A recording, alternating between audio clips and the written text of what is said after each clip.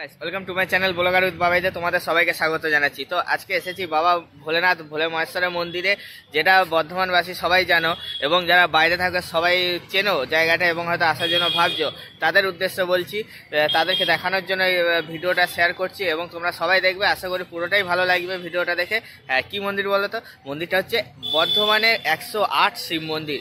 108টা শিব মন্দির আছে, তোমাদের দেখাবো যে 108টা শিব মন্দির যে নাম শুনেছো, কেন 108টা শিব মন্দির সবই বলবো ভিডিওতে, সবই বলবো। পুরো ভিডিওটা দেখবে, আশা করি তোমাদের সবারই ভালো লাগবে। তো জাস্ট দেখো।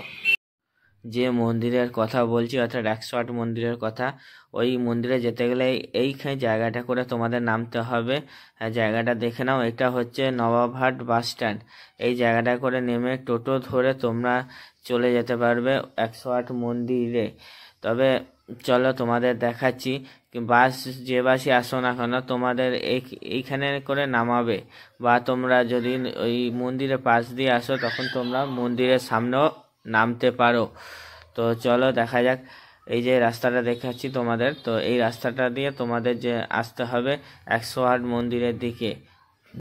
তোমাদের এই যে মন্দিরটা দেখতে পাচ্ছ, এই মন্দিরের দিকে তোমাদের আসতে হবে। তো চলো যাওয়া যাক।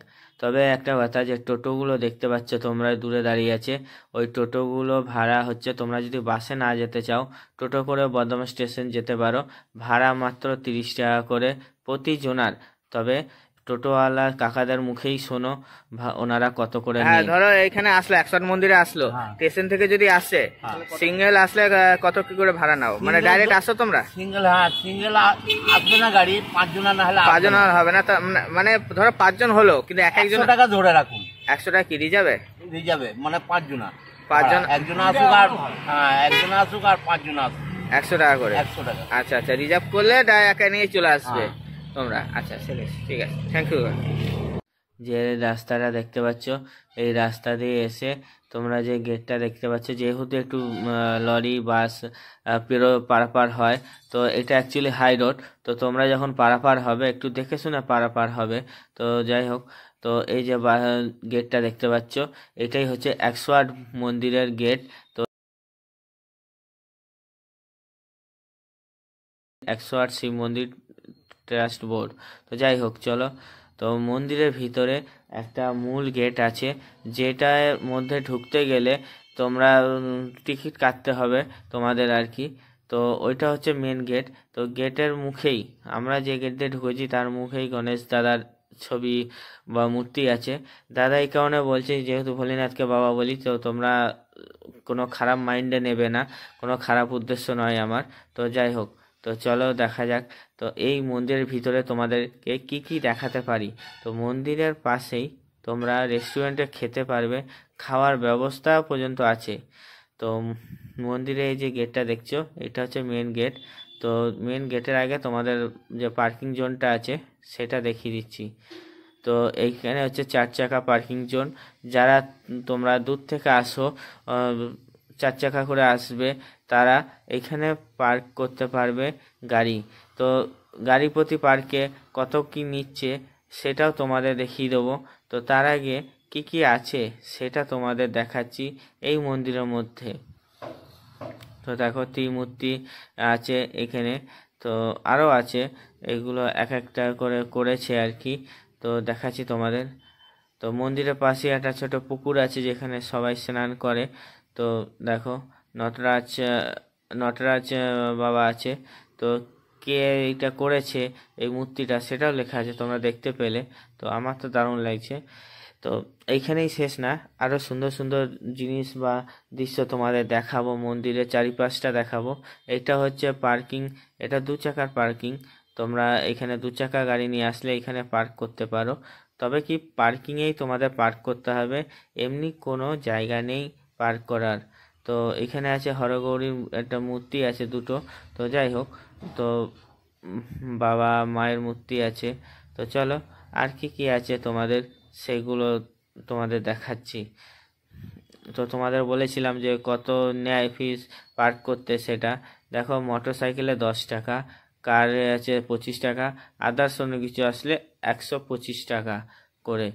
তো চলো গেট, এই গেট দিয়ে ঢুকে তবে কি তোমাদের বলেছিলাম যে একটা মূল্য নেয়, খুবই সামান্য মূল্য, যেটা হচ্ছে তোমরা মেন মন্দিরে প্রবেশ করতে গেলে তোমাদের 2 টাকা করে নেবে। তো সেটা তোমাদের আমি দেখাবো। তো চলো বন্ধুরা, এই যে মন্দিরটা তোমরা পেয়ে যাবে নবাবহাট বাস স্ট্যান্ড থেকে একটু হাঁটা পথে। লেখাই আছে দেখো নবাবহাট। হ্যাঁ, যেটা বলছিলাম, তোমাদের মন্দিরে ঢুকতে গেলে তোমাদের সামান্য একটা মূল্য নেয়। সামান্য মূল্য এই কারণে বললাম, জানি 1 টাকাও অনেক টাকা, এই কারণে বললাম যে এটা ট্রাস্ট বোর্ড থেকে নেওয়া হচ্ছে। অর্থাৎ মন্দিরে কোনো কিছু কাজ করতে গেলে তো কিছু পয়সার প্রয়োজন হয়, সেগুলো এখান থেকে কিছুটা হলো সাহায্য হয়, ওর জন্য এনারা এখান থেকে নেয়। তো যাই হোক, ওর জন্যই সামান্য মূল্য বললাম তোমাদের। তো যাই হোক, খারাপ মাইন্ড করো না। তো এটা হচ্ছে পানীয় জলের ব্যবস্থা। তবে যেখানে টিকিট কাটা হয় তার পাশেই তোমরা জুতো রাখতে পারবে 1 টাকার বিনিময়ে। জুতো পরে তো মন্দিরে প্রবেশ করা যায় না, তাই না? তো ওর জন্য জুতো রাখারও ব্যবস্থা আছে 1 টাকার বিনিময়ে। তো আমরাও জুতো রাখলাম, যেহেতু আমরা 2জন গেছি, তো 2 টাকা লাগলো। তো জুতো রেখে হাত ধুয়ে তারপরে আমরা চলে গেলাম টিকিট কাউন্টারের কাছে। তো এখানে দেখতেই পাচ্ছ প্রসাদ, ছবি ও বই এইগুলো পাওয়া যায় এই ট্রাস্ট বোর্ডের অফিসের মধ্যে। তো এই যে আমার বন্ধুকে পগিয়ে 2 টাকা দিয়ে টিকিট কাটালাম আর কি। তো যাই হোক, তো চলো দেখা যাক যে টিকিটটা কীরকম তোমরা দেখবে। তো এই দেখো টিকিট কাটা হয়ে গেছে আমাদের। তো 2 টাকা করে নিয়েছে। তো টিকিটটা নিয়ে তোমাদের মন্দিরে ঢুকে গেলে হবে না, টিকিটটা নিয়ে যে বসে আছে সামনে একজন, তো ওনাকে দিতে হবে, উনি তখন গেটে ঢোকার পাস দেবেন। তো এই দেখো টিকিট দিয়ে দিলাম। তো এবার আমরা আসল মেন মন্দিরের মধ্যে প্রবেশ করলাম, যেটা তোমাদের শেয়ার করব।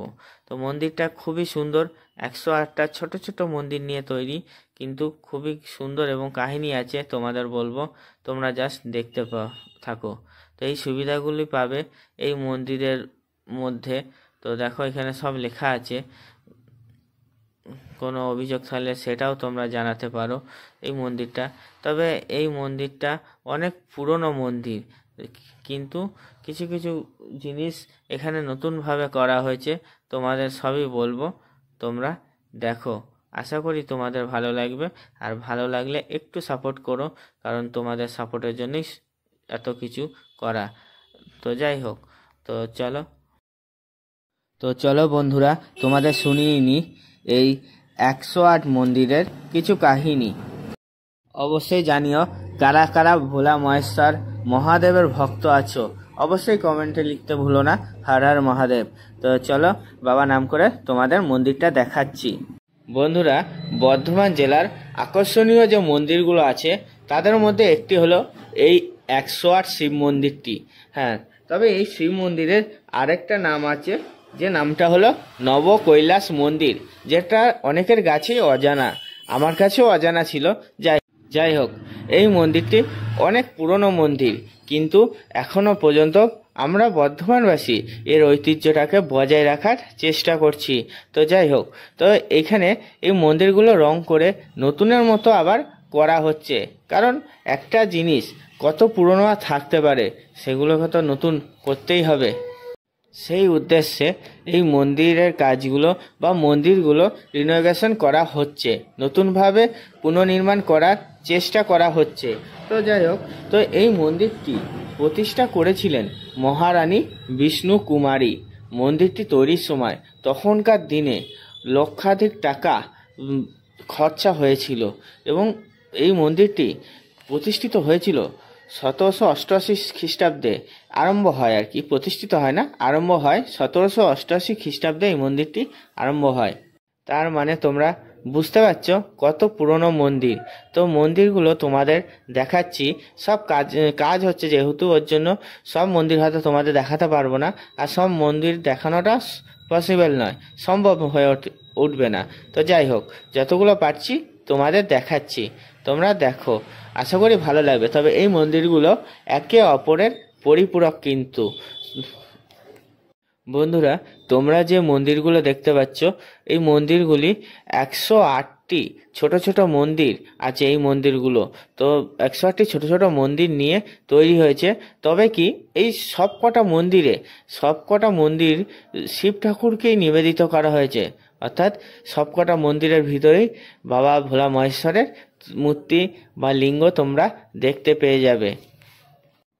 তবে এই মন্দিরগুলো খুব বেশি উচ্চতা নয়, কারণ এগুলো উচ্চতা প্রায় স্বল্প, অর্থাৎ 20 ফুটের কাছাকাছির মতো উচ্চতা এই মন্দিরগুলো। দেখো এই ভোলেনাথকে তোমাদের দেখাচ্ছি, এরকম ভোলেনাথের লিঙ্গ তোমরা সবকটা মন্দিরের সামনে ভিতরে বলতে পারো, তো ভিতরে তোমরা পেয়ে যাবে এরকম ভোলেনাথের লিঙ্গ। তো যাই হোক, 20 ফুটের কাছাকাছির মতো উচ্চতা এই মন্দিরগুলো এবং পরস্পর একে অপরের সংলগ্ন এই মন্দিরগুলো বা এই মন্দির স্থানটাকে আমরা 108 মন্দিরের স্থান নামে জানি, অর্থাৎ বর্ধমানবাসী আমরা সবাই ওটাই জানি যে 108টা মন্দির আছে। তবে কিন্তু তোমরা যদি লক্ষ্য করো দেখবে 108টা নয়, 109খানা মন্দির আছে এই মন্দিরের মধ্যে। চলো তোমাদের একটু নন্দী মহারাজের দর্শন করিয়ে দিই। তো ভোলা মহেশ্বরের মন্দিরে এসেছো, তো নন্দী মহারাজের তো দর্শন করতেই হবে, তাই না? তো বলবে কিন্তু তোমাদের কেমন লাগছে এই নন্দী মহারাজকে। ইনি এখানেই থাকেন, সব সময় বসে থাকেন এবং পাহারা দেন কেউ যাতে কিছু দুষ্টুমি না করতে পারে। তো চলো একটু দেখা করে নিচ্ছি এই নন্দী মহারাজের সাথে, তারপর তোমাদের নিয়ে যাব আবার ভোলা মহেশ্বরের কাছে এবং বাকি যে মন্দিরগুলো আছে সেগুলো নিয়ে যাব। তো চলো দেখাচ্ছি তোমাদের এই বাবার মন্দিরগুলো। তোমাদের কেমন লাগলো অবশ্যই কিন্তু জানিও এই মন্দিরগুলো। তো যাই হোক, এখনও অনেকেই জানে না যে এই মন্দিরের মধ্যেই 109খানা মন্দির আছে। তো কেন আছে সেটাও তোমাদের আমি বলবো। তো তোমরা জাস্ট ভিডিওটা দেখতে থেকো, স্কিপ করো না। তোমাদেরকে নিয়ে যাচ্ছি ভোলা মহেশ্বরের সামনে, এবং তোমরা যদি কিছু আশীর্বাদ চাওয়ার থাকে তোমরা চেয়ে নিতে পারো, সাথে আমিও চাইবো, আমি বাদ দেব না। তো চলো ভোলা মহেশ্বরের সামনে এই ঘরগুলোর মধ্যে একটা রুমে ঢুকছি আমি। দেখো ভোলা মহেশ্বর সামনে বসে আছে উনি, তো ওনার সামনেই আছি। সব কটা মন্দিরের ভিতরেই তোমরা এই ভোলা মহেশ্বরের লিঙ্গটিকে দেখতে পাবে, এবং মানে সব কটা মন্দির তোমাদের আগেও বলেছি ভোলা মহেশ্বরকেই সমর্পণ করা হয়েছে সব কটা মন্দির। তো যাই হোক, বাবার কাছে একটু প্রার্থনা করলাম, বাবাকে ডাকলাম, জানি না সাড়া দেবে কিনা। তো তোমরা অবশ্যই বলো কেমন লাগলো এই বাবাকে। তো অবশ্যই বাবাকে তো ভালো লাগবেই। তো আশীর্বাদ নিয়ে আবার তোমাদের মন্দিরগুলো দেখাচ্ছি। বন্ধুরা, তোমরা যে পাশে এই মন্দিরটা দেখতে পাচ্ছ, পাশে তোমাদের দেখাতে পাচ্ছি না, এই দেখো মন্দিরটা, এটা হচ্ছে অ্যাকচুয়ালি যজ্ঞ মন্দির, অর্থাৎ এখানে যজ্ঞ করা হয়। এবং সামনে যে বাদিকে দোকানটা দেখতে পাচ্ছ, এই দোকানটা হচ্ছে এই পুজোয়, অর্থাৎ এই ভোলা মহেশ্বরের যে পুজো দিতে যে সামগ্রী জিনিসগুলো প্রয়োজন হয় সেগুলো এই দোকানের মধ্যে তোমরা পেয়ে যাবে। সমস্ত রকম জিনিস পেয়ে যাবে পুজোতে যেগুলো দরকার হয়। তো তোমরা দেখতেই পাচ্ছ, বা তোমাদের আমি দেখিয়েও দিচ্ছি। তো দেখো শিবলিঙ্গ, মালা, আরও অনেক কিছু আছে যেগুলো পুজোয় দরকার হয়। সমস্ত রকম জিনিস তোমরা পেয়ে যাবে এই মন্দিরের মধ্যে। হ্যাঁ বন্ধুরা, তোমাদের যে 109 নম্বর মন্দিরটির কথা বলছিলাম, এই মন্দিরটি তোমরা যদি দেখতে চাও তাহলে তো এই মন্দিরের ভিতরে একটা পার্ক আছে, যে পার্কটায় আমরা যাচ্ছি, অর্থাৎ তোমাদেরকে দেখাবো। এই পার্কটা নন্দী পার্ক, মানত নন্দী পার্ক। তো এইখানে তোমরা আসতে পারো। এই মন্দিরে মানত বলছে, মানত বলা কারণ এখানে একটা গাছ আছে, গাছে তোমরা তোমাদের উদ্দেশ্য পূরণের জন্য মানত করে যেতে পারো। তো যাই হোক, এই 100 মন্দিরটি যে 109 নম্বর যে মন্দিরটা আছে জলেশ্বর মন্দির, এই মন্দির সম্পর্কে যজ্ঞেশ্বর চৌধুরী বলেছেন যে জপমালায় যেমন 108টি বীজ পতিত আছে এবং মাঝখানে বড় আকারের একটি বীজ মেরুস্বরূপ থাকে, ঠিক তেমনি এই মন্দিরটি তৈরির সময় উক্ত বিধান মানা হয়েছিল এই জলেশ্বর মন্দিরটিকে। তো প্রতিটি মন্দিরে প্রবেশের সময় তোমরা যে 108টা মন্দির দেখতে পেয়েছিলে, প্রবেশের সময় ছোট দরজা থাকে, কাঠের দরজা ছিল, যেটা এখন লোহার দরজা হয়েছে। তো যেখানে মানত করা হয় সেই জায়গাটা তোমাদের নিয়ে যাচ্ছি। দেখো, তো এই যে দেখতে পাচ্ছ অনেক রশ্মি আছে, এগুলো রশ্মি না, এগুলো অ্যাকচুয়ালি ঠাকুরের উপর যদি কোনো মানত থাকে, যে কোনো মনস্কামনা পূর্ণ হওয়ার পর যে ঠাকুরকে যে দড়ি বাঁধে, সেগুলো তোমরা এইখানে বাঁধতে পারো। এই পার্কের ভিতরে তোমরা দড়ি বাঁধতে পারো। এই যে দেখতে পাচ্ছ পুকুর আছে। যেহেতু তোমাদের বলেছিলাম জলেশ্বর মন্দিরটা হচ্ছে পুজো করার সময় যে জলের প্রয়োজন হয়, জলের প্রয়োজনের সময় এইখান দিয়েই জল নিয়ে যাওয়া হয়। কারণ পুজোর যে জলের সামগ্রী দরকার হয় সেগুলো এখান দিয়েই নেয়, কলের জল ওনারা নেন না। তো এটা এক শোনা কথা। তো এই যে মন্দিরটার ঘন্টাগুলো দেখতে পাচ্ছ, এই মন্দিরের ঘন্টাগুলো অনেকে অনেক রকম বলে। কেউ বলে মানত ঘন্টা, কেউ বলে যটা মন্দির আছে ততগুলোর ঘন্টা। তো এখনো পর্যন্ত জানা যায়নি এটা অ্যাকচুয়ালি কিসের জন্য ঘন্টাগুলো আছে। তো কিছু না ভেবে আমিও একটু বাজিয়ে নেব ঘন্টাগুলো, অন্য কিছু নয়। তো চলো তোমাদের দেখাচ্ছি। তো এখানে দেখো শিব বাবা পার্বতী মা বসে আছে নন্দী মহারাজের উপরে। তো এই যে মন্দিরটা দেখতে পাচ্ছ, এই মন্দিরটাকেই জলেশ্বর মন্দির বলা হয় আমার যতদূর মনে হয়। আর এই যে বাবার পরিবার, বাবা ভোলে মহেশ্বরের পরিবার আছে, সে দেখো লেখাই আছে শিব ঠাকুরের পরিবার। তো ঘন্টাগুলো দেখো আমি একটু বাজিয়ে নিচ্ছি, জানি না একটু ঘন্টাগুলো বাজাতে ইচ্ছা করলো। অনেকে অনেক রকমের কথা বলে, কিন্তু এই ঘন্টাগুলো সম্বন্ধে এখনো কিছু সেরকম জানা যায়নি, তবুও তোমাদের দেখাচ্ছি। তো চলো। তো এই ঘন্টা বাজানো দেখে মনে পড়লো, তো আমার তো বড় যে ঘন্টাটা ঢোকার মুহূর্তে যে ঘন্টাটা ছিল সেই ঘন্টাটা তো আমার বাজানো হয়নি, তো ওইটাও বাজাবো। তো দেখো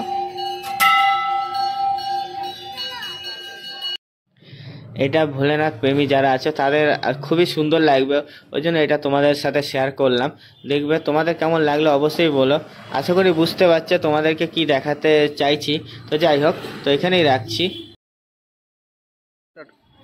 হ্যালো বন্ধুরা, তো তোমাদের বাবার মন্দিরটা পুরোটা দেখালাম, ঘুরে দেখালাম যে মন্দিরটা কি সেটাও বললাম, এবং কোথায় মন্দিরটা সেটাও বলেছি, এবং মন্দিরে যে ঘটনা সেটাও বললাম। তো পুরোটাই দেখালাম, বাবার কাছে গেলাম, বাবাকে ডাকলাম, জানি না সারা দেবে নাকি। তবে সারা তো দিনের বেলায় দেয় না, দেবে রাত্রেবেলায়, ঘুমোতে হবে, তার জন্য ঘুম রাখতেই হবে। তো আজকে কি ফল হয়েছে সেটা কালকে তোমাদের জানাতে পারবো, আজকে জানাতে পারবো না। তো যাই হোক, তো কেমন লাগলো ভিডিওটা, পুরো বাবা যে মন্দিরটা তোমাদের দেখালাম কেমন লাগলো অবশ্যই জানিও। যদি ভালো লাগে লাইক শেয়ার কমেন্ট করে পাশে থাকবে, এবং সাবস্ক্রাইব দিয়ে একটু ভালোবাসা দেবে। কারণ তোমাদের জন্য এত কিছু জানি, মন্দিরটা অনেকজনের কাছে এবং কি বাইরে অনেকজনের কাছে জানা মন্দির, তবুও যতটা পেরেছি যারা চেনে না তাদের জন্য, প্লাস যতটা পেরেছি ততটা তোমাদের দেখানোর চেষ্টা করছি। ভালো লাগলে অবশ্যই পাশে থেকো। তো এখানে রাখছি, টাটা।